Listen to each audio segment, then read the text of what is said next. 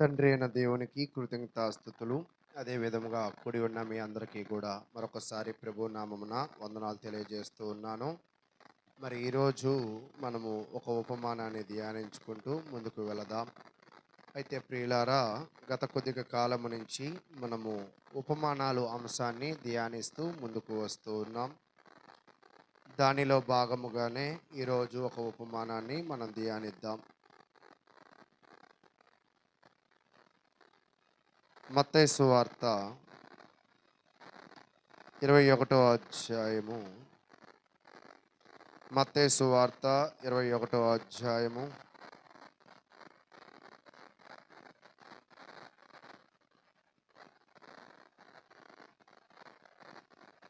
32వ వచనం నుంచి మనం ధ్యానిద్దాం.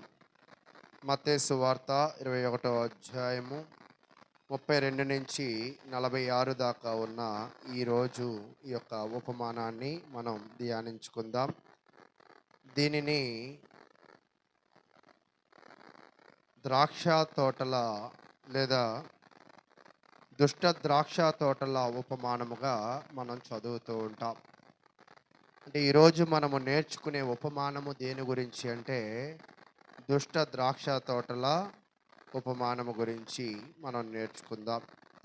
అయితే ప్రియులారా, ఒక విషయాన్ని ఇక్కడ తెలియజేస్తూ ఉన్నాడు. మత్తయి సువార్త 21వ అధ్యాయము 32వ వచనాన్ని చదువుకుందాం. యోహాను నీతి మార్గమున మీ యొద్దకు వచ్చెను, మీరు అతనిని నమ్మలేదు. అయితే సుంకరులను వేశ్యలను అతనిని నమ్మిరి. మీరు అది చూచియు అతనిని నమ్మునట్లు పశ్చాత్తాపపడక పోతిరి. అయితే ప్రియులారా, యేసుక్రీస్తు ప్రభువారు ఉపమానాన్ని చెప్పడానికి సిద్ధపడుతూ ఉన్నాడు.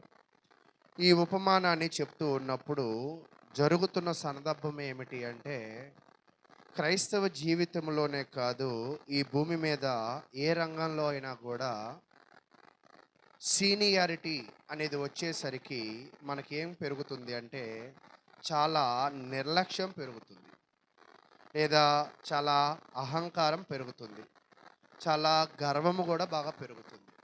అదేంటండి అలా అంటున్నారు అంటే, అయితే ఇది నేను చెప్తున్న మాటలు కానే కాదు. ఇక్కడ యేసుక్రీస్తు ప్రభువారు కూడా ఉపమానము తెలియజేస్తూ ఉన్నప్పుడు ఈ వాక్యమును వినడానికి ఆయన చుట్టుపక్కల ఎవరు ఉన్నారంటే పరిసయ్యులు ఉన్నారు, శాస్త్రులు ఉన్నారు, అనేకమైన జనులు కూడా ఉన్నారు. అయితే దేవుని వాక్యమును బోధించే వాళ్ళు ఎవరంటే అక్కడ ఉన్నప్పుడు భక్తి కలిగిన వాళ్ళు ఎవరైతే పరిసయ్యులు, శాస్త్రులు. సహజంగా వీళ్ళు చాలా భక్తిగా ఉండాలి. సహజంగా వీళ్ళు వాక్యాన్ని ఎవరైనా నేర్పిస్తే దానిని అంతరార్థాన్ని పరిశీలన చేసి దానిని మరింతగా బలపరచాలి. ఎవరి పని అది? పరిసయ్యులు, శాస్త్రుల పని. కానీ వాళ్ళ యొక్క విధి నిర్వహణ అంటే వారు చేసే పనిలో వాళ్ళు చాలా లోపములు కలిగి ఉన్నారు. ఎందుకు వాళ్ళు లోపాలు కలిగి ఉన్నారు అని ఒకవేళ వెనక్కి వెళ్ళి చూస్తే వాళ్ళు లోపములు కలిగి ఉండడానికి గల కారణం ఏమిటి అంటే వాళ్ళే భక్తి పరులని వారికి వారే ముందుగా హెచ్చించుకోవడం. ఈరోజు క్రైస్తవ జీవితాల్లో కూడా హెచ్చించుకునే స్వభావం కలిగిన వ్యక్తులను మనం ఈ భూమి మీద కూడా చూస్తూ ఉంటాం. అయితే వీళ్ళు ఎందుకు హెచ్చించుకుంటున్నారు అని వెనకకి తిరిగి మరలా చూస్తే వీళ్ళు భక్తిపరులు, వీళ్ళు వాక్యమును చెప్పేవాళ్ళు, వీళ్ళు వాక్యాన్ని రాసేవాళ్ళు అని వీరికి వీరే ఏం చేస్తారంట? హెచ్చించుకుంటారు. ఈరోజు నిజముగా వాక్యము చెప్పేవాళ్ళు కూడా కొన్ని సందర్భాలలో హెచ్చించుకునే వారిగా ఉంటారు. వాక్యము వినేవాళ్ళు కూడా చాలా కాలం నుంచి వింటూ ఉంటారు కాబట్టి హెచ్చించుకుంటూ ఉంటారు. ఈ హెచ్చించుకునే స్వభావంలో వాళ్ళు ఏం మర్చిపోతారంటే వాక్యాన్నే మర్చిపోతారు. దేవునికి లోబడాలనే గుణగణాలనే వాళ్ళు ఏమైపోతారంట? మర్చిపోతారు. వీటిని మరిచిపోయి వాళ్ళు ముందుకు వెళ్ళిపోతూ ఉంటారు.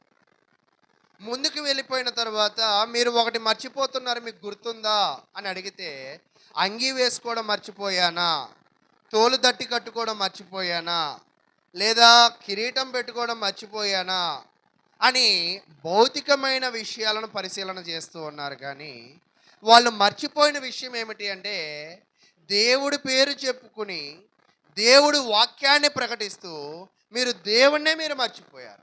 అది మీరు మర్చిపోయారు ముందు. అది ఒకవేళ మీరు మర్చిపోయారన్న సంగతి ఒకవేళ మీకు ఎవరు వచ్చి చెప్పినా కూడా మీకు అర్థం కావట్లా. ఎందుకు మీకు అర్థం కావట్లేదో తెలుసా? ఎందుకు మీరు గ్రహించలేకపోతున్నారో తెలుసా? ఎందుకు మీరు జీవించలేకపోతున్నారో తెలుసా? అంటే దీనికి మనకు అర్థం కావడానికి కీర్తనల గ్రంథానికి వెళ్ళాలి. కీర్తనల గ్రంథము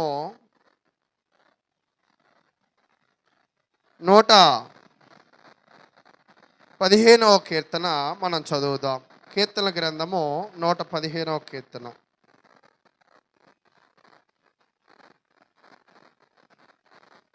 115వ కీర్తన 4వ వచనం. వారి విగ్రహములు వెండి బంగారువి, అవి మనుషుల చేతి పనులు.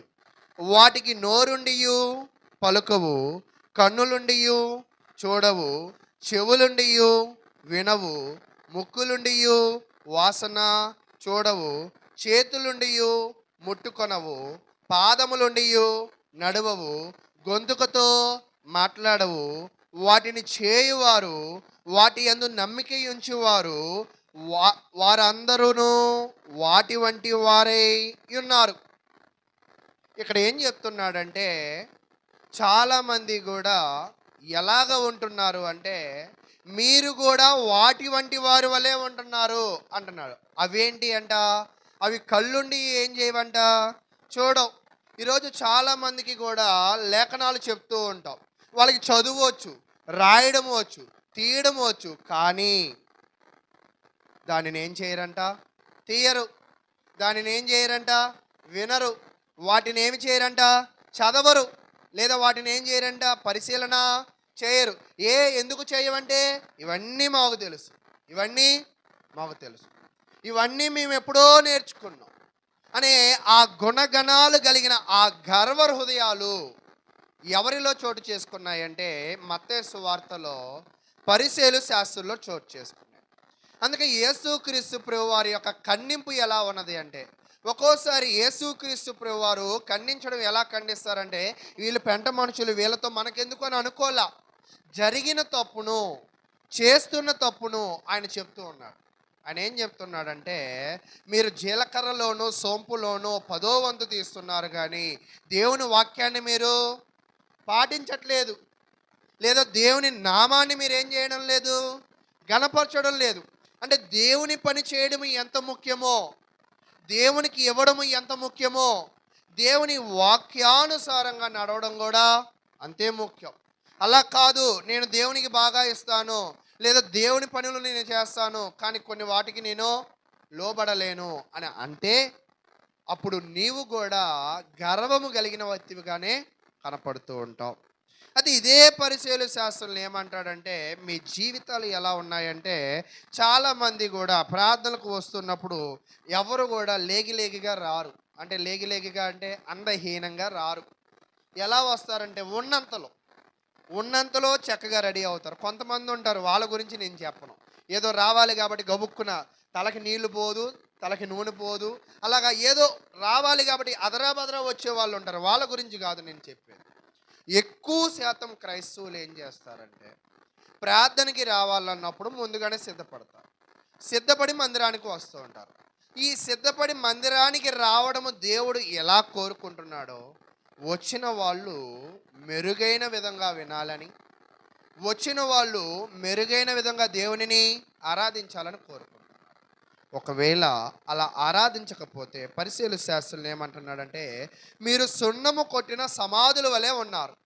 అలాగే మనం కూడా దేవుని మందిరంలో మేకప్ వేసుకున్న ఒక సమాధి వలె కూర్చుంటున్నాం, కానీ మన హృదయాల్లో ఏముందంట? ఈరోజు ఒక్కోసారి మేము కూడా పరిశీలన చేస్తూ ఉంటాం. చేస్తున్నప్పుడు అందరూ కళ్ళు మూసుకున్నప్పుడు మాట్లాడుకునే సహోదరిమణులు కూడా ఉన్నారు. కళ్ళతో సైకిల్ చేసుకుని అక్కడ కూర్చో ఇక్కడ కూర్చో అనే వాళ్ళు కూడా ఉన్నారు.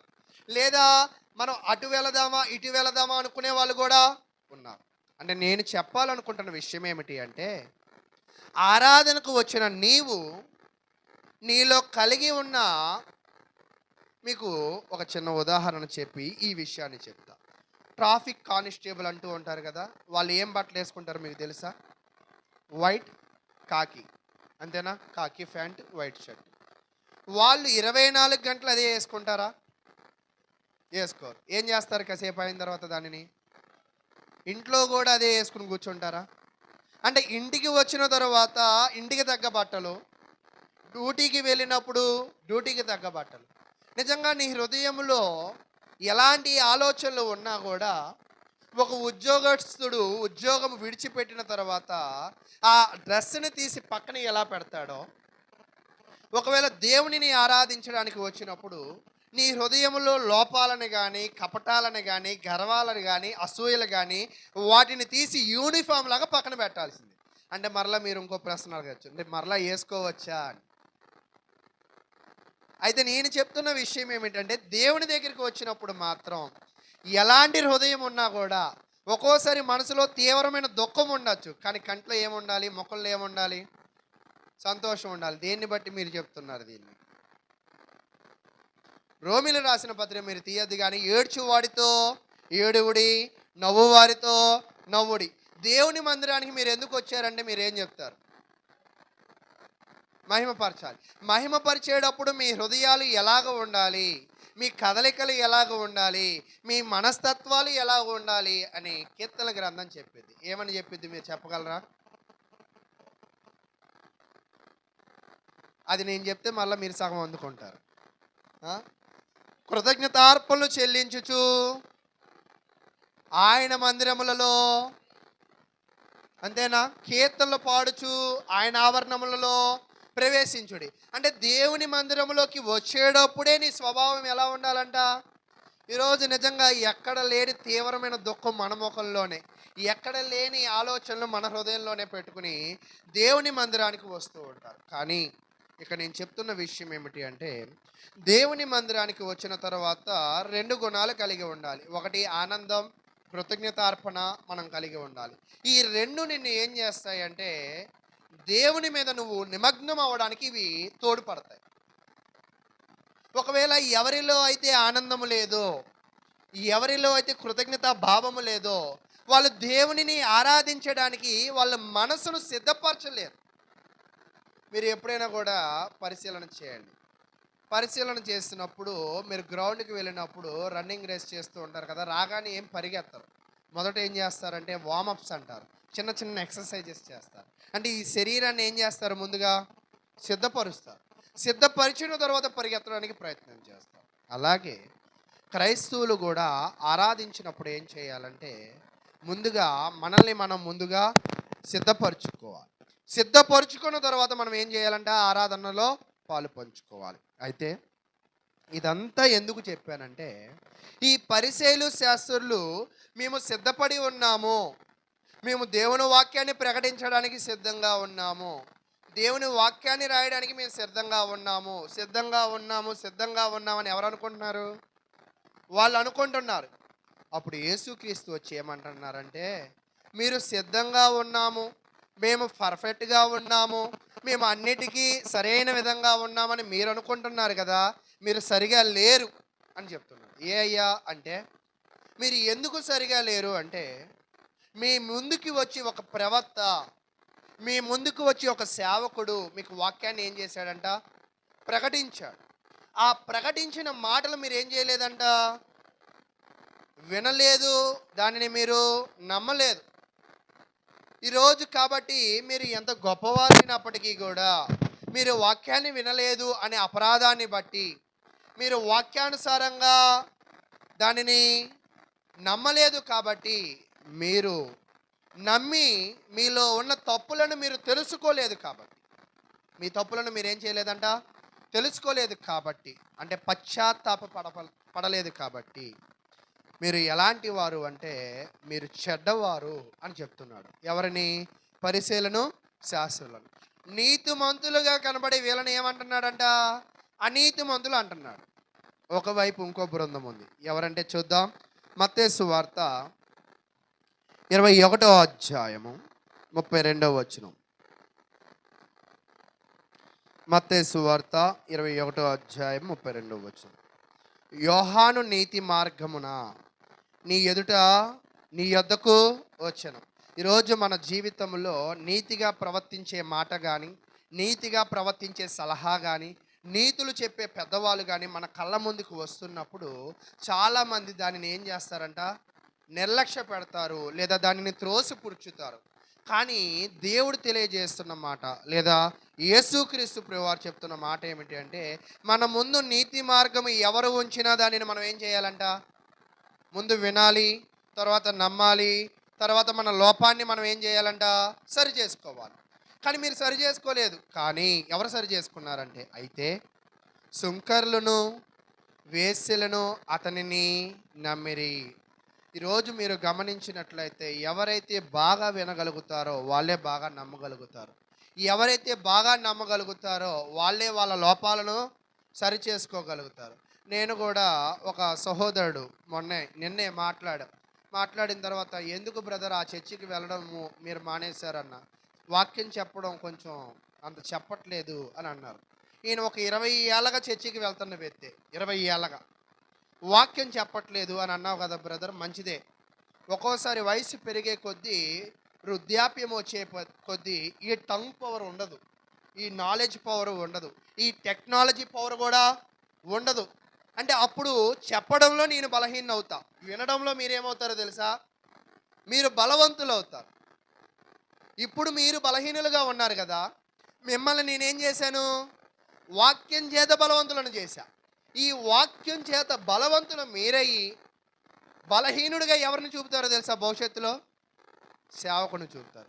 ఏం చెప్పట్లా, బోరు కొడుతుంది మీరు చెప్పిందే చెప్తూ ఉన్నారు అని అంటూ ఉంటారు. అయితే ఇక్కడ ఆయన కూడా అదే బాటలో మాట్లాడాడు. నేనేం చెప్పానంటే, బ్రదర్ మీరు 20 ఏళ్ళగా వాక్యం వింటున్నారు కదా, సరే అక్కడ ఏం బాగోలేదని చెప్పి వేరే సంఘానికి వెళ్ళారు కదా, ఎంతకాలం అయింది మీరు వెళ్ళంటే 3 నెలలు అయింది కదా, అక్కడ ఇరగదీస్తున్నారు కదా వాక్యం, మీరు అనుకున్నట్లుగా ఇరగదీస్తున్నారు కదా.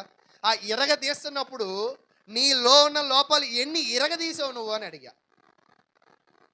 20 ఏళ్ళగా వాక్యం చెప్పిన వాక్యం ఏమన్నావంట, అంత ఇరగదీయలేదు అని అన్నావు. సరే ఇరగదీసే వాళ్ళ దగ్గరికి వెళ్ళావు కదా, అప్పుడు ఏం జరిగింది, నువ్వెన్ని లోపాలు ఇరగదీసావంటే కాసేపు డమ్మీ అయిపోయాడు.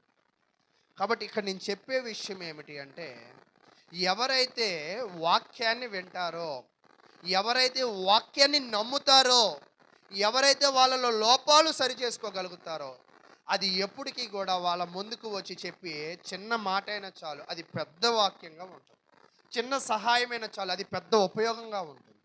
ఈరోజు మనం ఎన్నడూ కూడా నాకు సేవకుడు సరిగా చెప్పడం లేదు అనే భావజ్వాలను మనం వ్యక్తపరుస్తున్నాము అంటే, మనం నేర్చుకోవాల్సింది ఏంటంటే, సాతానుడు నిన్ను క్యాప్చర్ చేశాడు అంటే నువ్వు ఎవరి ఆధీనంలో ఉన్నావు ఇప్పుడు, సాతానుడు ఆధీనం. ఒకవేళ క్రీస్తు ఆధీనంలో ఉంటే ఏం చేయాలంటే, నువ్వు విని విశ్వసించి మారు మనసు పొంది పశ్చాత్తాపంతో ఎదగాలి. అది ఇప్పుడు మీకు అర్థమవుతుందా?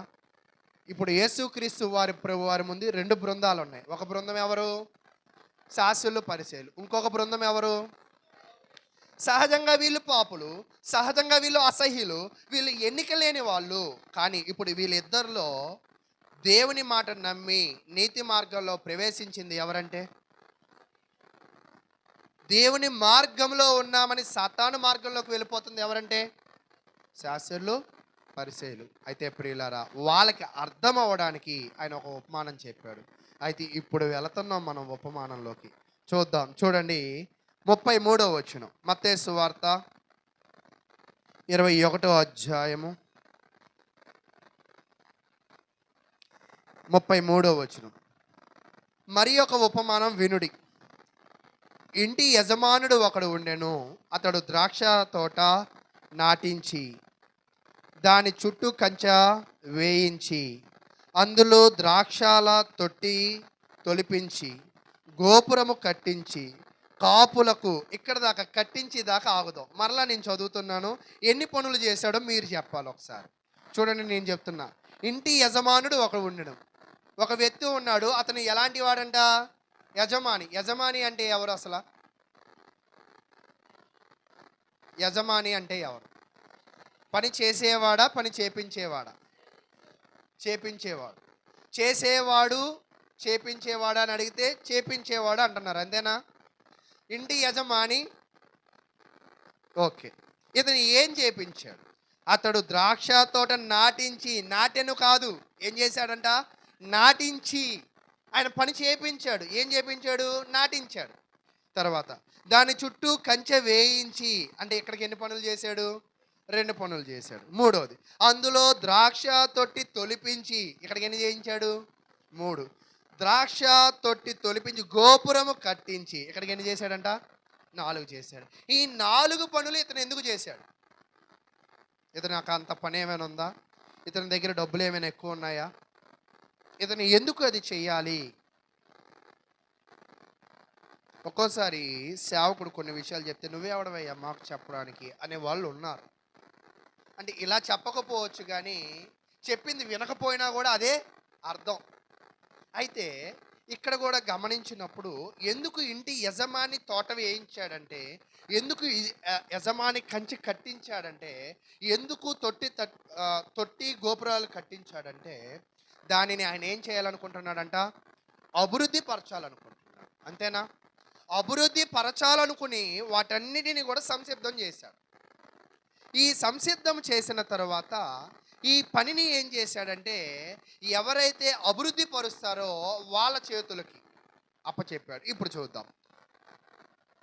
కాపులకు దాన్ని గుత్తకిచ్చి దేశాంతరము పోయాను. అంటే ఇతను ఏం చేశాడంటే, ఏదైతే అవసరమై ఉన్నదో పెట్టుబడి పెట్టి, దానికి కావాల్సిన సదుపాయాలను పెట్టి, అక్కడ నుంచి ఆయన వేరే ప్రాంతానికి వెళ్ళిపోయాడు. దీనికి ముందు నేను ఒక చిన్న మీకు ఉదాహరణ చెప్తాను. నేను కూడా సహోదరులు యేసుపాదం గారితో, అంకుల్ ఇక్కడ సేవ చేస్తున్నా కానీ ఇంకో చోట కూడా నాకు చేయాలని ఉంది అంకుల్ అన్న. అయ్యా ఇదైతే చర్చి బిల్డింగ్ కట్టించాం, ఇక్కడైతే ఫ్యాన్లు ఉన్నాయి, ఇక్కడైతే కుర్చీలు ఉన్నాయి, మనుషులు ఉన్నారు, అంతేనా? కానీ మరొక చోటుకి వెళ్ళినప్పుడు నువ్వేం చేయాలి? ఇవన్నీ ఎవరు కొనుక్కోవాలి? నువ్వు కొనుక్కోవాలి కదా. అంటే అక్కడ కన్నా ఇక్కడ నువ్వు ఇంకా బాగా చేయొచ్చు కదా అనే మాట చెప్పాడు. అలాగే ఇక్కడ కాపు కాసే వాళ్ళకి చాలా తేలికగా అన్నీ చేయించి ఏం చేశాడంటే యజమాని వాళ్ళకి అప్పచెప్పాడు. ఎందుకు అప్పచెప్పాడంటే వాళ్ళని అభివృద్ధి పడడానికి, వాళ్ళ ప్రయోజనం కొరకు యజమాని బాగా ఆలోచన చేశాడు.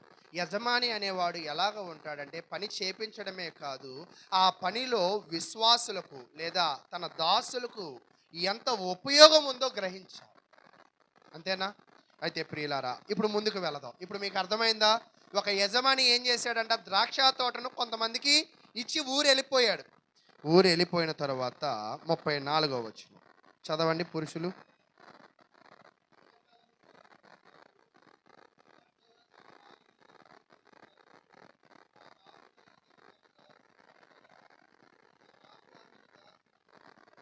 చాలు. ఇక్కడ మీరు గమనించినట్లయితే ఈ యొక్క యజమాని ఏం చేశాడంటే, ద్రాక్ష తోటకి కావాల్సిన ఇన్వెస్ట్మెంట్, అంటే ఆ తోట ఎదగడానికి కావాల్సిన కంచె, అక్కడ పనికి కావాల్సిన తొట్టె, అక్కడికి అవసరమైన గోపురాన్ని కట్టించాడు కదా. అంటే చాలా ప్రయాసపడ్డాడు దాని కొరకు. ప్రయాసపడి ఏం చేశాడంటే, దీనిని సాగు చేసే వాళ్ళకి దానిని ఇచ్చాడు. అంటే ఇతనికి సాగు చేయడం ఒకవేళ రాదేమో, ఒకవేళ సాగు చేసే వాళ్ళు ఉన్నారు కాబట్టి వాళ్ళకి ఇద్దామని అనుకున్నాడేమో. అయితే ఎందుకు ఇన్ని పనులు ఆయన చేశాడంటే కీర్తన గ్రంథం చెప్తూ ఉన్నాడు. చూద్దాం. కీర్తన గ్రంథము 80వ కీర్తన 12, 13 వచనాలు. కీర్తన గ్రంథము 80వ అధ్యాయం 12, 13 వచనం. త్రోవను నడుచు వారందరూ దానిని తెంచివేయనట్లు. అంటే జనరల్గా మనుషులు ఎలాంటి వాళ్ళంటే, వెళుతూ ఉన్న వాళ్ళు వెళుతూ వాళ్ళ పని వాళ్ళు చేసుకోక త్రోవలో ఉన్న వాటిని తెంపే వాళ్ళుగాను దానిని కాజేసే వాళ్ళుగా ఉంటారు. అలా కాజేయకుండా ఈ యజమాని ఏం చేశాడు? కంచె వేయించాడు. అంటే యజమాని కష్టపడ్డాడు. తర్వాత దాని చుట్టూనున్న కంచెలను నువ్వు ఎలా పాడు చేసితివి? అడవి పంది దానిని పెకలించుచున్నది, పొలములలోని పశువులు దానిని తినివేయుచున్నవి. అంటే పశువులు గాని, మనుషులు గాని తినకుండా అక్కడ ఉన్న యజమాని దానికి కావాల్సిన కంచె వేశాడంటే దాని అర్థం ఏమిటి? ఆ పొలము మీద, ఆ తోట మీద యజమానికి ప్రేమ ఉందనా? ప్రేమ లేదనా? ప్రేమ ఉంది. ప్రేమ ఉండబట్టే వాటన్నిటిని కూడా ఆళ్ళకేం చేశాడు? సమకూర్చాడు. అయితే సమకూర్చిన తరువాత ఆయన ఒకరికి విచ్చి దానిని ఎళ్ళిపోయాడు గదా! ఎళ్ళిపోయిన తరువాత మీకు గతంలో గూడా నేనొక విషయాన్ని మీకు తెలియజేశాను. ఏంటి ఆ విషయం అంటే, తోటలో పళ్ళు యజమాని తీసుకోవాలి అంటే, తోటలో పళ్ళు యజమాని తన కుటుంబంలో పెట్టుకోవాలంటే ఎన్ని సంవత్సరాలు ఆగాలో చెప్పా గుర్తుందా మీకు? తోటలో వ్యక్తి అంటే ఇప్పుడు ఒక వ్యక్తి ఒక చెట్టేసాడు గదా! చెట్టేయగానే పండు రాగానే కొయ్యకూడదు. ఎంతకాలం దాకా వదిలేయాలో తెలుసా దాన్ని? 3 సంవత్సరాలు వదిలేయాలి. 3 సంవత్సరాలు వదిలేసి, 4గో సంవత్సరం ఏం చేయాలంట? దేవునికి ఇవ్వాలి అది. 3 సంవత్సరాలు చెట్టుకి వదిలేయాలి. 4గో సంవత్సరాన ఆ పండ్లు ఎవరికి అర్పించాలి? దేవునికి. 5దో సంవత్సరం ఏం చేయాలి? తను తీసుకోవాలి. ఎవరు? యజమాని తీసుకోవాలి. అయితే ఇప్పుడు గూడా ఏం జరిగిందో నేను చదువుతాను. మీరు గ్రహించే ప్రయత్నం చూడండి. 34వ వచనం. పండ్లు కాలము సమీపించినప్పుడు పండ్లలో తన భాగము తీసుకొని వచ్చుటకు తన కాపుల యొద్దకు తన దాసులను నంపగా. అంటే ఇశ్రాయేలు యొక్క చట్ట ప్రకారము యజమాని ఏం చేశాడంటే తన కాపులకి తోటిచ్చాడు గదా! కంచె కట్టాడు గదా! కంచె వేశాడు గదా! తొట్టి ఇవన్నీ కట్టాడు గదా! ఇప్పుడు ఈ యజమాని ఏం చేశాడంటే నేను ఫలానా తోటిచ్చాను. అతను ఫలాలు నాకిస్తాడు. నువ్వు ఎళ్ళు అని చెప్పాడు. ఎంత కాలానికి వెళ్ళమని ఉండొచ్చు ఒకవేళ? 5 సంవత్సరాలకి వెళ్ళమని. అంటే ఈ 5 సంవత్సరాలు అక్కడ ఎవరు కష్టపడ్డారు? ఆ కాపులు కష్టపడ్డారు. పడిన తర్వాత అక్కడ జరిగిన విషయం చూద్దాం. ఆ కాపుల యొద్దకు తన దాసులను నంపగా. అంటే దాసులను ఏం చేశాడంట? పంపించినట్లుగా మనం చూస్తూ ఉన్నాం. పంపించిన తర్వాత ఏం జరిగింది? 35వ వచనం. ఆ కాపులు అతని దాసులను పట్టుకొని ఒకని కొట్టిరి, ఒకని చంపిరి, మరి ఒకనిని మీద రాళ్ళు రువ్విరి. ఇక్కడ మీరు బాగా పరిశీలన చేయండి. ఆ తోట ఎదుగుదలకి ఆయన ఏం చేశాడంటే కట్టించాడు, తొలిపించాడు, 4 రకాల పనులు చేశారు.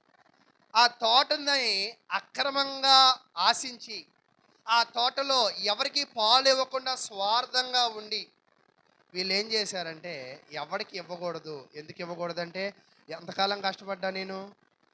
5 సంవత్సరాలు కష్టపడ్డా. వీడికి ఎందుకు ఇవ్వాలి అనే సీనియారిటీ అనే గర్వం ఎక్కడ చూపించాడు? ఇక్కడ చూపించాడు. చూపించి ఏమంటున్నాడు?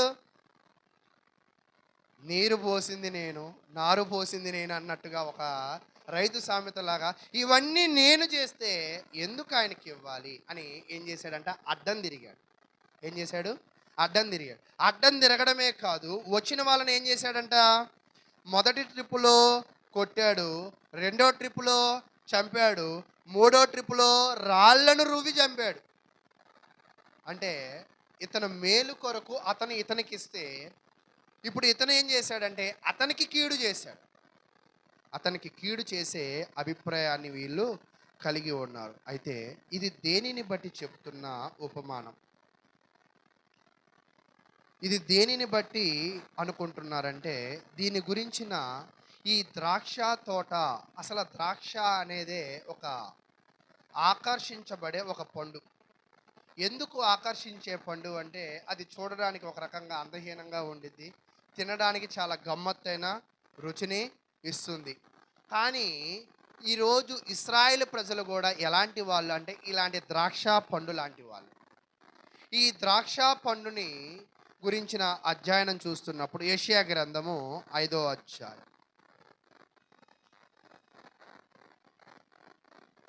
యెషయా గ్రంథము 5వ అధ్యాయం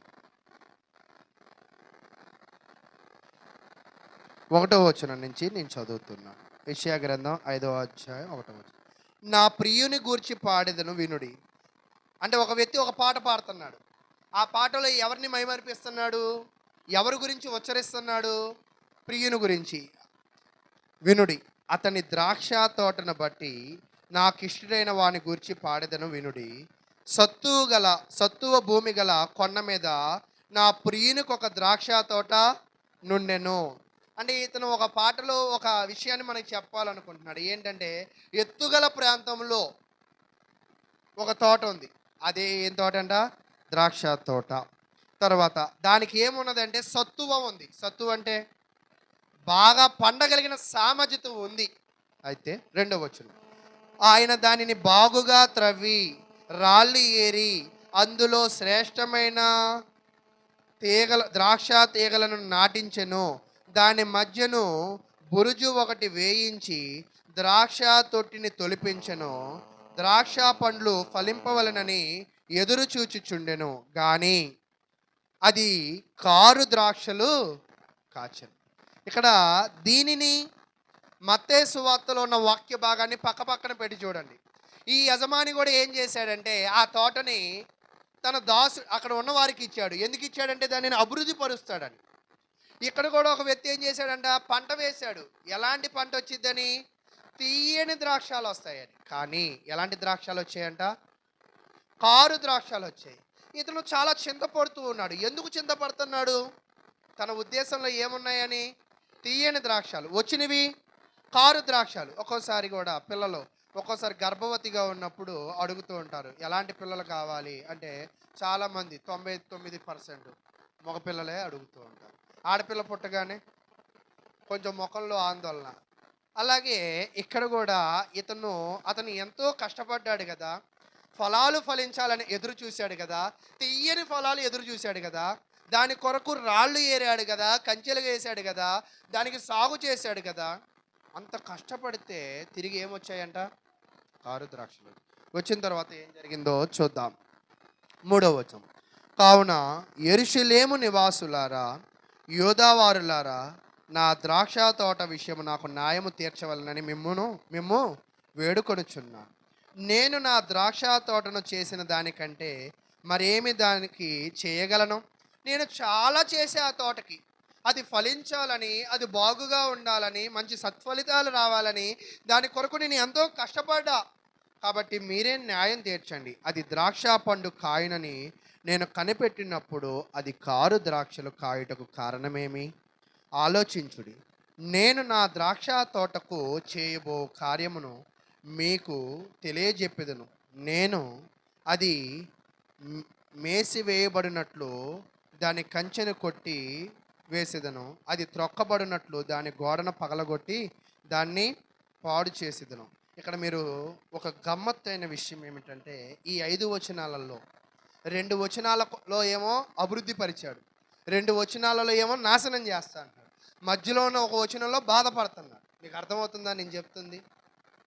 ఫస్ట్ ఏం చేశాడంటే చాలా ఇష్టంగా నాటాడు, చాలా ఇష్టంగా పనిచేశాడు, చాలా ఇష్టంగా కంచె వేశాడు, చాలా ఇష్టంగా సాగు చేశాడు. చేసిన తర్వాత దాని ఫలితాలు చూసి ఏమంటున్నాడంట? బాధపడుతున్నాడు. బాధపడి తర్వాత రియలైజ్ అయ్యి ఆయన ఏమంటున్నాడు తెలుసా? కంచె వేసా కదా, కంచె తీసేస్తా. ఈ కంచె తీసేస్తే దారిన పోయే ప్రతి ఓడు దీన్ని పీక్కుపోతాడు, జంతువుల చేత ఇది త్రొక్కింపబడుతుంది అని తన కోపాన్ని వ్యక్తపరుస్తున్నాడు. 6వ వచనం. అది శుద్ధి చేయబడదు, పారలో త్రవబడదు కానీ గచ్చ పొదలను బలురక్కసి చెట్లను బలిసి ఉండెను. దాని మీద వర్షింపవలదని మేఘములను ఆజ్ఞనిచ్చిదను. ఇశ్రాయేలు వంశ సైన్యములకు అధిపతి యగు యెహోవా ద్రాక్ష తోట, యూదా మనుషులు ఆయనకి ఇష్టమైన వనము. అంటే ఇప్పటిదాకా చెప్పిన ఈ పాట అర్థం ఎక్కడ చెప్పాడంట? 7వ వచనంలో చెప్పాడు. అయ్యా పంట వేసింది ఎవరంట? దేవుడు. ఆ పంట ఎవరో తెలుసా? మీరే. ఎదురు చూసింది ఎలాంటి వారినో తెలుసా? రాతి గుండె కలిగిన మనుషులను, నీతిమంతులైన మనుషులను. కానీ తత్ఫలితముగా శేషం ఎవరు వచ్చారో తెలుసా? అన్యాయస్తులైన మనుషులు వచ్చారు. అయితే అది మీరే. ఆయన న్యాయము కావాలని చూడగా బలత్కారము కనబడెను, నీతి కావాలని చూడగా రోదన వినబడెను. అంటే నేను ఒకటి ఎక్స్పెక్ట్ చేస్తున్నా, అక్కడ ఇంకోటి వస్తుంది అని చెప్పాడు. ఈ యెషయా గ్రంథంలో ఏదైతే చెప్పబడిందో, ఈ యెషయా గ్రంథంలో దేవుడు ఎలాగైతే తన యొక్క బిడ్డల వల్ల బాధింపబడ్డాడో, ఇక్కడ ఉన్న యజమాని కూడా ఆయన కూడా పంట అభివృద్ధి కొరకు చాలా వాటిని కట్టించాడు. ఫలాలు ఏవి అని అడిగితే ఏమన్నారంట? కొట్టారు, తిట్టారు, చంపారు, రాళ్ళు రువ్వారు. నిన్న కూడా మరలా కొంచెం బయటికి వెళ్ళొద్దాం. ఏంటి బయటికంటే, ఎందుకు ఆ సంఘానికి వెళ్ళట్లేదని ఒక సహోదరుని అడిగితే, నా ముందే ప్రార్థన పెట్టారు బ్రదరు, ప్రార్థన పెట్టాక కానుక ఎంత ఇచ్చావు నన్ను అడిగారు బ్రదరు, అందుకే నాకు కొంచెం బాధగా ఉంది. ప్రార్థన పెట్టేది ఎవరి మేలు కొరకు? సంఘం మేలు కొరకు. కానుకలు అంటే ఆ ప్రార్థనకి సహకరించవలసిన మనుషులు ఎవరు? సంఘస్థులు. ఏంటి సహకరించవా అని అడిగే ఆ హక్కు సంఘ సేవకుడికి లేదా? సరే, ఏ ఉద్దేశంతో నేను అడిగినా కూడా మంచి ఉద్దేశం కలిగి ఉన్న నీవు నీ చేతి వంతు ప్రయత్నం ఖచ్చితంగా చేయాలిగా.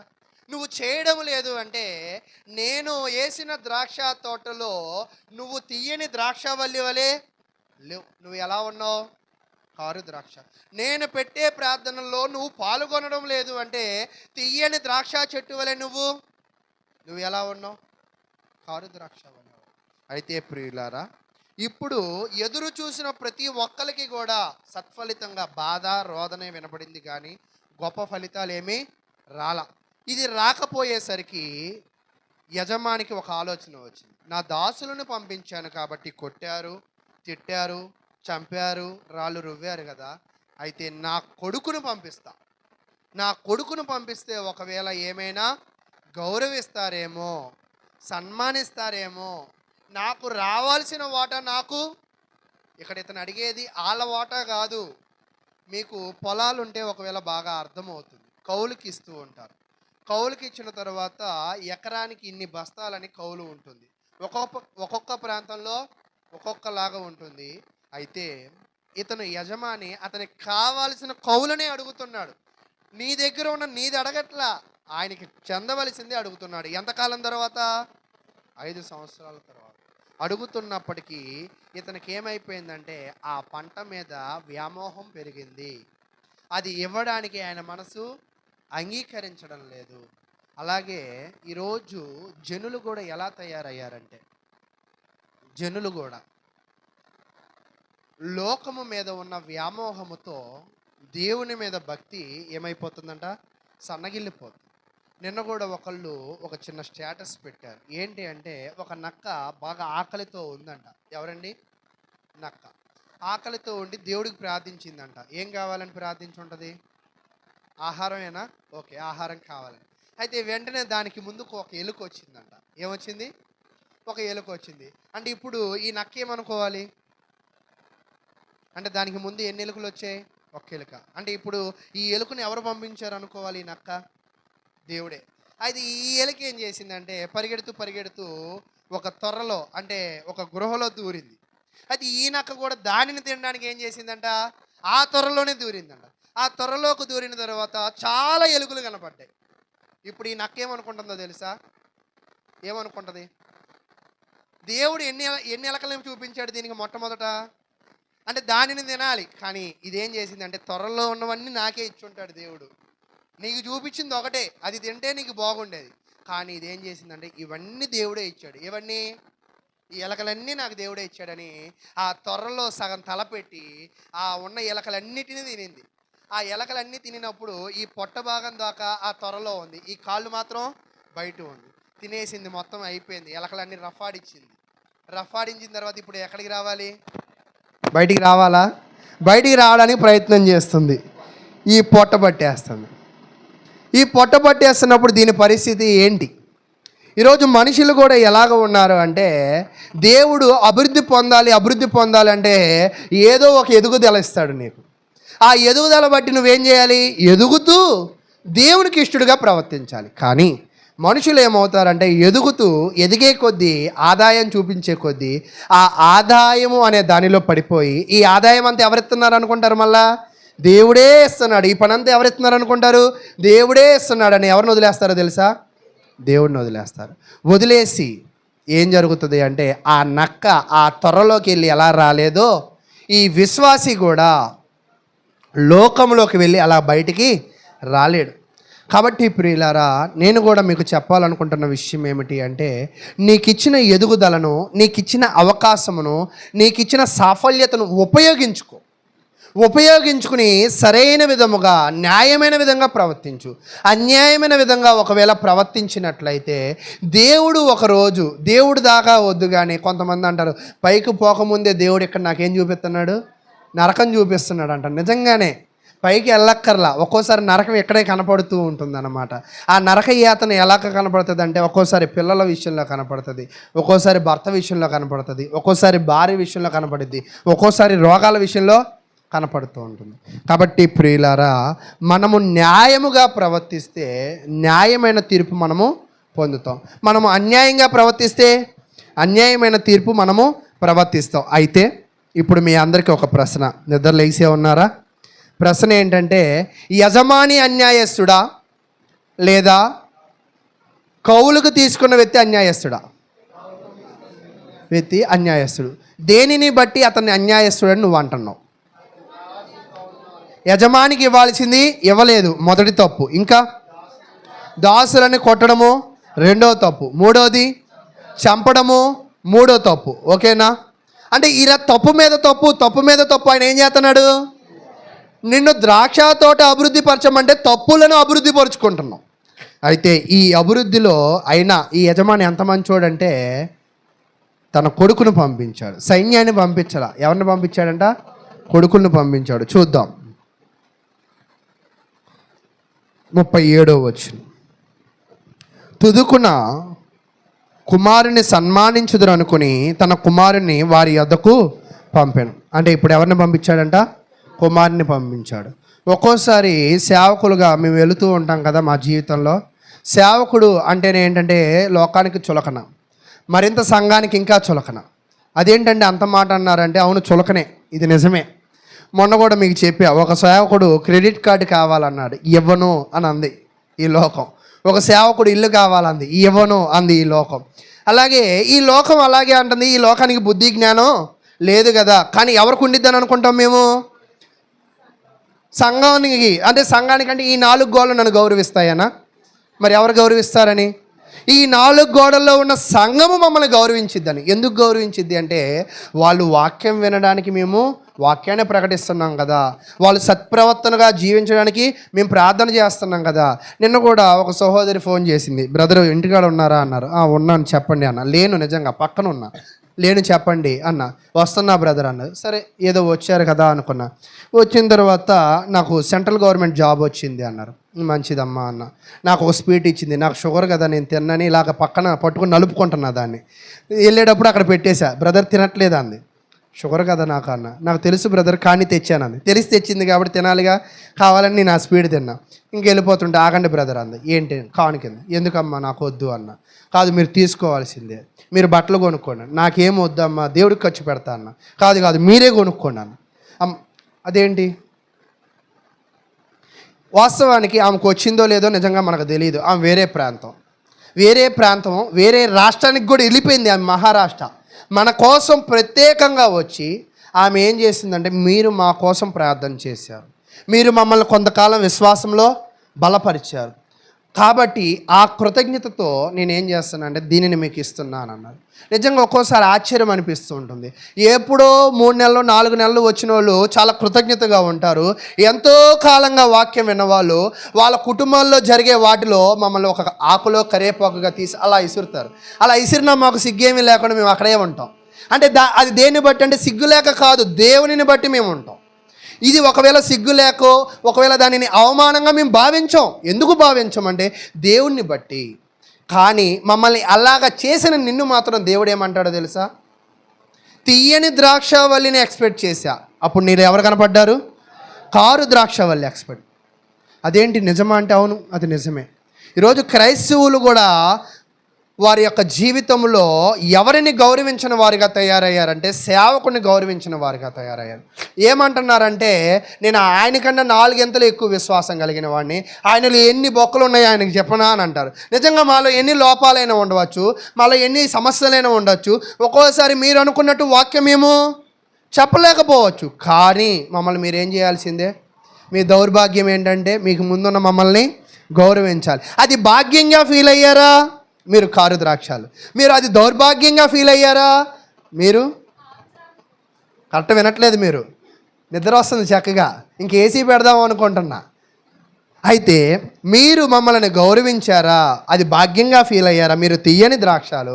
అది దౌర్భాగ్యంగా ఫీల్ అయ్యారా? మీరు కారు ద్రాక్ష. మీరు ఎక్కడైనా గమనించండి, ఎక్కడైతే సేవకుడు గౌరవింపబడతాడో, ఎక్కడైతే సేవకుడు మాటకి లోబడే సంఘం ఉంటుందో, ఎక్కడైతే సేవకుడికి సహకరించే సంఘం ఉంటుందో, అది ఏ పనైనా, ఏ కార్యక్రమమైనా, ఏ కూడికైనా, ఏ కుటుంబమైనా అభివృద్ధి పడిద్ది. అది చాలా బాగుంటుంది. ఎక్కడైతే సేవకుడు అవమానింపబడతాడో, అక్కడ ఎంత గొప్ప సేవకుడు వచ్చి వాక్యం చెప్పినా కూడా అక్కడ ఆ సేవ ఏమీ కూడా. కానీ ఇక్కడున్న విశ్వాసులు ఏమంటారు తెలుసా? నువ్వేం ఉద్ధరించలేకపోతున్నావు, ఆయన ఉద్ధరిస్తాడు అని తీసుకొస్తాడు. ఆ తోటమాలిని తీసుకొస్తే ఆయన ఏం చేస్తాడు?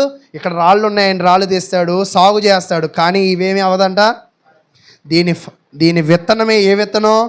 కారు ద్రాక్షాలు వేసే విత్తనం. ఒక సహోదరుడు చెప్తున్నాడు, కొంతమంది అంట ఇల్లు కట్టాలనుకున్నారంట. ఇల్లు కట్టాలనుకున్నప్పుడు పునాదులు వేసిన ఉన్న ఇల్లుకి ఒక నిర్మాణకుడు అంటే కట్టేవాడు వెళ్ళాడంట. బాగా కట్టాడంట, దూరంగా చూస్తే వంకరగా కనపడుతుంది. అది నేను సరిగ్గా కట్టే కదా అని అనుకుంటున్నాడంట. కట్టడం సరిగ్గానే కట్టావు, కానీ వేయబడిన పునాది ఏమైపోయింది? ముందుగానే వంకరగా పడిపోయింది. అది పడినప్పుడే దానిని బాగు చేసుకోవాలి. పడిపోయిన తర్వాత దాని మీద కట్టడం అనేది ఎంత కట్టినా కూడా. అలాగే ఒక్కోసారి సంఘస్థులు కానీ, సంఘ జీవితాలు కానీ, వాళ్ళలో వాక్యమే ముందే ఎలా పడిపోతుందంటే వంకరగా పడిపోతుంది. ఆ వంకరగా పడిపోయిన వాళ్ళ మీదకి వచ్చి, ఎంత నైపుణ్యత కలిగిన కార్మికుడు వచ్చి ఎన్ని మంచి నాణ్యతతో కలిగిన ఇటుకలతో కట్టినా, ఎంత ఖరీదైన సిమెంట్తో కట్టినా ఆ ఇల్లు ఎలాగా ఉండిద్దంట? కట్టిన వాడికి చివరికి ఏం కలిగిద్దంట? బాధే కలిగిద్ది. దీనికి బాధపడాల్సిన అవసరం కూడా లేదు. కాబట్టి ఆ సేవకుడు చేయవలసిన పని ఏంటంటే, ముందు ఆ పంటను తీసేయాలి. అంటే పంటను తీసేయడం అంటే, మీకు ఎప్పుడైనా చెరుకు పంట విన్నారా? పంట అయిపోగానే ఏం చేస్తారో తెలుసా? తగలబెట్టేస్తారు. ఎంత కష్టపడి కాస్తారో చివరికి దాన్ని తగలబెట్టేస్తారు. వెనకేపోవడం. మా చిన్నతనంలో మేము వెళ్ళినప్పుడు చెరుకు పంట వేస్తారు. వచ్చినప్పుడు అదేంటి పంట తగలబడిపోతుంది అనుకున్నాం. అంటే తగలపెట్టాలంట. ఒక్కోసారి సంఘం కూడా తగలబడాలి. దేని చేత తెలుసా? సమస్యల చేత. సమస్యల చేత తగలబడినప్పుడే ఒడ్లేవో అవి ఉంటాయి, పొట్టేదో. విశ్వాసులు ఎవరో ఉంటారు, అజ్ఞానులు ఎవరో, అవిశ్వాసులు ఎవరో, కారు ద్రాక్షాలు ఎవరో, వాళ్ళు ఏమైపోతారంట? ఎగిరిపోతాయి. అందుకే అప్పుడు అంటున్నాడు యెషయా గ్రంథంలో, నేను కష్టపడి పెంచా కదా, కంచేసా కదా, ఇంకా కంచె ఏం చేస్తానంట? తీసిపడేస్తా. అప్పుడు ఏమవుతాయి? జంతువులు వచ్చి తొక్కుతాయి వీటిని. చూడండి ఎంత సరదాగా చెప్తున్నాడు ఆ మాటని. అంత కష్టపడి పెంచి ఇప్పుడు ఏమంటున్నాడంట? తొక్కాలి వీటిని అంట. ఈరోజు నిజంగా సేవకుడు కళ్ళ ముందు ఉండగా, సత్యము కళ్ళ ముందు ఉండగా, ఆ సేవకుడు విలువ, ఆ సత్యము విలువ తెలియని వాళ్ళని అగౌరవపరిచే వాళ్ళకి నిజంగా అది తెలియదు కదా. కానీ దేవుడు ఏదో ఒక దిక్కు నుంచి అది తెలియజేస్తాడు. అంటే నాశనం అయిపోవాలని మేము కోరుకోవట్లేదు, కానీ తెలుసుకుంటేనే బాగుపడతాం. నిజంగా శోధనలు సహించువాడు ధన్యుడు. వాడికి ఏమవుతుందంట? దానిని జయించగలిగిన క్యాపబిలిటీ వస్తుంది. నిజంగా ఇప్పుడు మీరు కూడా మనకి శోధనలు రాకూడదని చాలామంది అనుకుంటారు, కానీ వస్తే దాన్ని ఎలాగ డిఫెన్స్ చేయాలి. ఈరోజు నిజంగా చాలా బాధ అనిపిస్తుంది సంఘాన్ని చూస్తే. మే నెల దగ్గర నుంచి సంఘం అంతా చప్పచప్పగా ఉంది. అంటే ఎవరు ఎక్కువగా రావట్లా. నాకు కూడా అనిపిస్తుంది, ఏంటి ఇంత వాక్యం విత్తుతున్నాం కదా, అందరి ఇళ్ళకి కూడా వాక్యం ప్రకటించగానే అవును బ్రదర్ నేను చెప్పాలనుకున్నా మీరే వస్తున్నారు అంటున్నారు. కానీ మీరు పిలవండి అంటే ఎవరు పిలవట్లా. పోనీ ఒకవేళ కానుక ఏమైనా భారంగా ఉందా? కానుకలు వద్దు. పలహారం ఏమైనా భారంగా ఉందా? పలహారం కూడా వద్దు. మీ అందరి ఇళ్ళకు వస్తాను, ప్రార్థన చేస్తానంటే ప్రార్థన చేయడం. అదేంటి బ్రదర్ ఎప్పుడు ఇదే చెప్తారా మీరు అంటే, ఇది చెప్పడానికే దేవుడు నన్ను ఇక్కడ నిలబెట్టాడు. ఇది చెప్పడానికే ఇక్కడ నిలబెట్టాడు. అయితే చివరికి ఇక్కడ సన్మానించవలసిన యజమాని కుమారుని కూడా చివరికి వీళ్ళు ఏం చేశారో తెలుసా? 38వ వచనం. అయినను ఆ కాపులు కుమారుని చూచి, మత్తయి సువార్త 21వ అధ్యాయం 38వ వచనం, ఇతనిని చంపి ఇతని స్వాస్యము తీసుకుందాము రండని తమలో తాము చెప్పుకొని. అంటే ఈ కౌలు తీసుకున్నోడు ఎలాగ ఆలోచనకు వచ్చాడో తెలుసా? నా కౌలు ఇచ్చినోడు ఆల్రెడీ చచ్చిపోయాడు అనుకుంటా. అందుకే ఆడ రాకుండా ఎవరిని పంపించాడు? దాసుల్ని పంపించాడు. ముందు చాలామంది వస్తున్నారు కానీ ఆడ రావట్లా. ఇప్పుడు ఎవరు వచ్చారు? కుమారుడు వచ్చాడు. చివరికి కుమారుడు వచ్చినప్పుడు ఈ కుమారుని చంపేస్తే ఇంక ఈ పొలం ఎవరిదైపోద్ది? ఇంకమ్మా ఈరోజు సంఘాల్లో కూడా ఇలాంటి ట్రిక్స్ ఉంటాయి, చీప్ ట్రిక్స్ అంటారు కదా.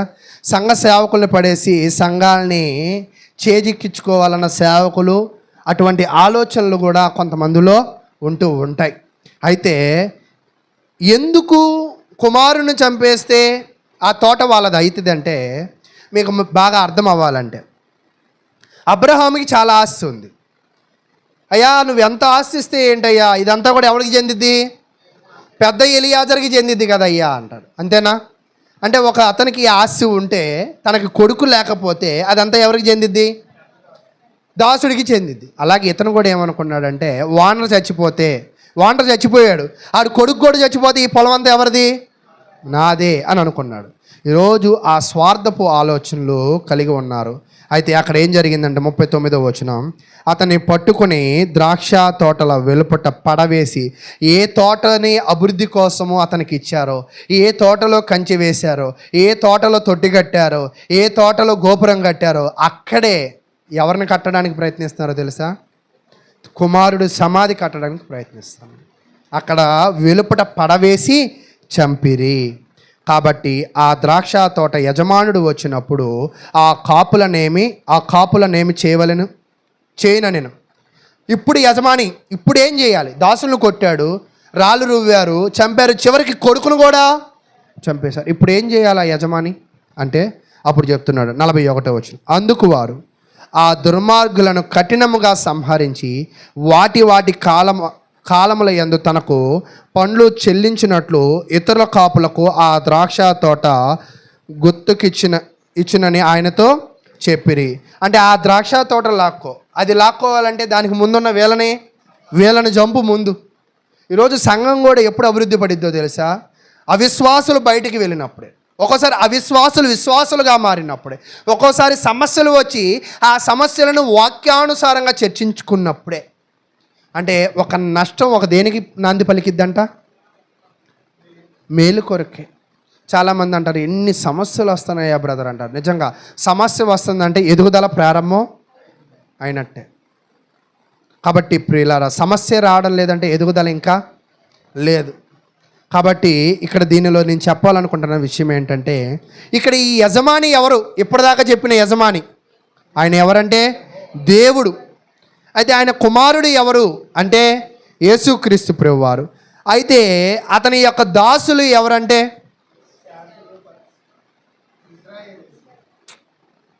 ఆయన దాసులు ఎవరంటే సేవకులు, ప్రవక్తలు. వీళ్ళే కదా ప్రకటించేది.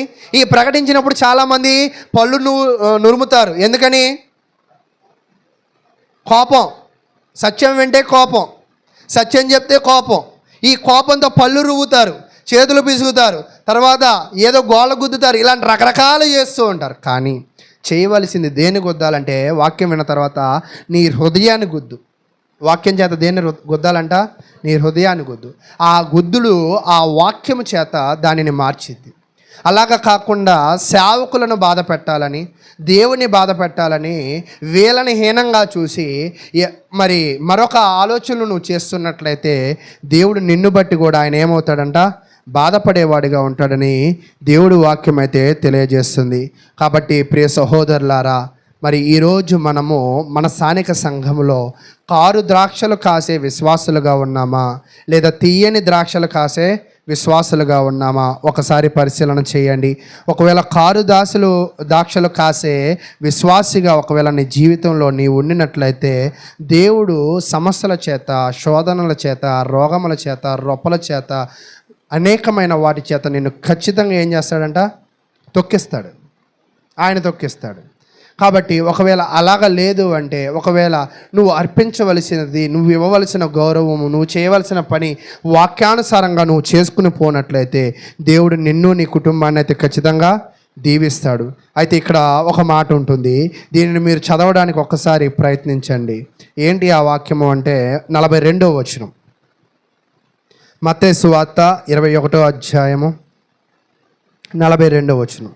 మరియు యేసు వారిని చూచి, ఇల్లు కట్టువారు నిషేధించిన రాయి మూలకు తలరాయి ఆయన. అంటే ఎవరైతే ఒక దానిని నిరాకరిస్తారో, ఎవరైతే వద్దంటారో, ఎవరైతే తక్కువగా చూస్తారో, ఎవరైతే చిన్నది చూస్తారో, దేవుడు చివరికి వాళ్ళని వాళ్ళ మీద ఏమి ఉంచుతాడంట?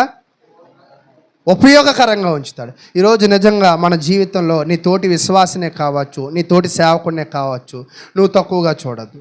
ఒకవేళ తక్కువగా చూసావా, చివరికి వాళ్ళే ఒక్కోసారి నీ సమాధి దగ్గరికి ఎవరు వస్తారో తెలుసా?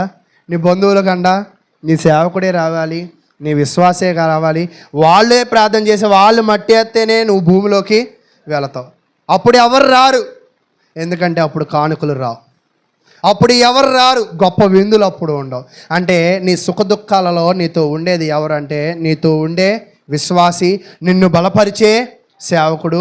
వీటితో నీ ఐకమత్యాన్ని పెంపొందించుకుంటూ నీ విశ్వాసాన్ని అభివృద్ధి పరుచుకుంటూ తీయని ద్రాక్ష ఫలాలు ఫలిస్తూ ఆ కాపుకి ఇవ్వవలసిన, ఆ యజమానికి ఇవ్వాల్సిన ప్రాధాన్యత యజమానికి ఇస్తూ, దాసులకు ఇవ్వాల్సిన ప్రాధాన్యత దాసులకు ఇస్తూ నువ్వు అభివృద్ధి పొందినట్లయితే నిరంతరము నువ్వేమవుతావంటే ఫలించేవాడిగా ఉంటావు. అలాగ కాకుండా నువ్వు నిరాకరించినట్లయితే, ఎవరు నిరాకరిస్తే, ఇంత చెప్పే కదా ఒక అతను సంఘాన్ని నిరాకరించాడు, సంఘ సేవకులు నిరాకరించారు. ఎక్కడికన్నా అక్కడ బాగుంటుంది, అక్కడికన్నా అక్కడ బాగుంటుంది, అలా తిరుగుతూ ఉంటావు కానీ నీకు ఎక్కడా బాగోదు. ఎందుకో తెలుసా?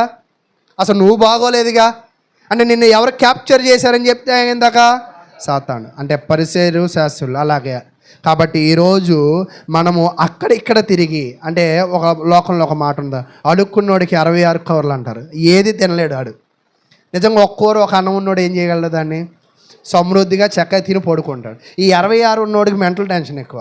ఏది రుచి ఉండిద్దో ఏది రుచి ఉండదు. అలాగే 4 ప్రాంతాలకు వెళ్ళి వాక్యం వినడం మంచిదే, కానీ ఆరాధనగా మాత్రం నువ్వు ఎక్కడ బాప్తిసం పొందావో, నీకు ఎక్కడైతే ప్రాంతానికి అనుకూలంగా దేవునిని ఆరాధించేదానికి పరిస్థితి ఉన్నదో అక్కడ మాత్రమే దేవుని నువ్వు ఆరాధించే ప్రయత్నము చెయ్యి. అలా కాకుండా నీ హృదయంలో 100 ఆలోచనలు పుట్టచ్చు. 100 ఆలోచనలో ఆ గుప్తదారుడు ఏం చేశాడు? దాసులను కొట్టాడు, చంపాడు, కుమారుని కూడా చంపాడు. అన్ని స్వార్థపు ఆలోచనలు. అంటే ఆరాధించేటప్పుడు స్వార్థపు ఆలోచనలు ఉండాలా, వాక్య సంబంధం ఆలోచనలు ఉండాలి? వాక్య సంబంధం ఆలోచనలు. కాబట్టి ఈరోజు మనకి ఆలోచనలు ఉన్నాయి. కాబట్టి ఆ ఆలోచనల ప్రకారంగా మీరు జీవించండి. జీవించినట్లయితే దేవుడు మిమ్మల్ని, మీ కుటుంబాలను దేవుడు దీవిస్తాడని తెలియజేస్తూ, ఎంతో ఓపికగా ఉన్న మీ అందరికీ ప్రభువు నామమున వందనాలు తెలియజేస్తూ ఉన్నాను.